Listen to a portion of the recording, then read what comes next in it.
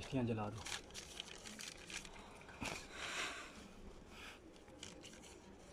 جب عقیدت کی سیاہ پٹی کو چوم کر ہم نوجوانوں نے اپنی آنکھوں سے باندھا تو زمینی براہمنوں نے ہم پہ اپنی خدائی کا دعویٰ کیا. زیوکار کیا بات ہے.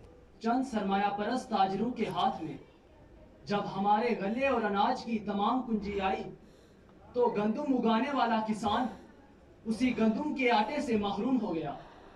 جب وسائل کی غیر منصفانہ تقسیم پر ہم اپنی فریاد لیے اسلام آباد کے خداؤں کی بارگاہ میں حاضر ہوئے تو وہ ہمارا قومی لباس پہن کر عالمی خداؤں کی بارگاہ میں جانے کو تیار بیٹھے تھے.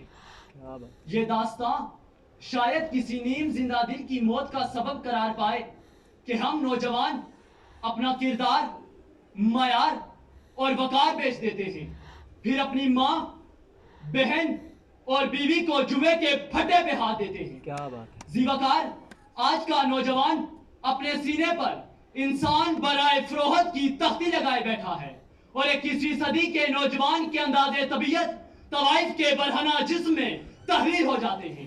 نیا زمانہ نئی صبح و شام پیدا کرنے والوں نے جب پھٹی جینس کو اپنا معیار سمجھا تو عقابی رخ ان شاہینوں میں زندہ دفن ہو گئی.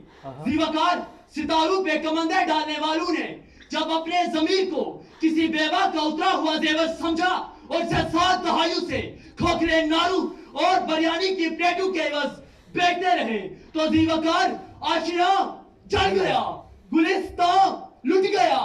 اب کفن سے نکل کر کدھر جائیں گے؟ اتنے مانوس سیاد سے ہم ہوئے، اب رہائی ملے گی تو مر جائیں گے.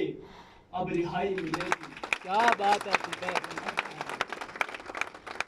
یہ ایک ایسی زندہ قوم ہے صدر علی وقار جس کے نوجوان محبوب کی زلفوں کے اسیر ہوں، اور ہم نوجوانوں نے اپنی 100 سالہ غلامی کو بھلا کر جب انگریزوں کے در پہ اپنی جبینیں دراز کرنے کا ارادہ کیا تو تقدیر کے قاضی نے بھی قلم کی نوک سے لوہے محفوظ پہ ہماری غلامی لکھ دی کہ علی وقار ہم نے جب جب پاؤں کی بیڑیاں توڑ کر آگے بڑھنا چاہا ہمارے پاؤں تلے زمین سمیٹ لی گئی. ہم نے جب آزاد فضاؤں میں سانس لینے کا ارادہ کیا ہمیں رنگون کی دیواروں میں مقید کر دیا گیا. ہم نے جب حقائق کو ادراک پہ نقش کرنا چاہا ہمارے شعور کو لگام ڈال دی گئی. کیا علی وقار ہم نے جب اس ریاست میں نافذ الامر سرمایہ دارانہ نظام کے خلاف بولنا چاہا ہماری زبان کاٹ دی گئی. ہم نے لکھنا چاہا ہمارے ہاتھ سے قلم چھین لیا گیا. ہم نے جب لوہے کی ناف سے کستوری پیدا کی کبھی کسی ظالم، کسی جابر، کسی سرمایہ دار، کسی گنڈے نے ہماری محنت کا استحصال کیا. کہ علی وقار آج نمبر کے اس مقدس سیوان میں کھڑا میں برملا بغاوت کا اعلان کرتا ہوں کہ ہاں لشکر بھی تمہارا ہے، سردار بھی تمہارا ہے. تم جھوٹ کو سچ لکھ دو، اخبار تمہارا ہے. ہونے مظلوم زیادہ نہیں بہنے والا، ظلم کا دور بہت دن نہیں رہنے والا. ان اندھیروں کا جگر چیر کے نور آئے گا. تم ہو فرعون تو موسیٰ بھی ضرور آئے گا. کیا بات ہے. یہ لیول ہو گیا. آپ سب کی سماعتوں کا شکریہ. بہت شکریہ. یہ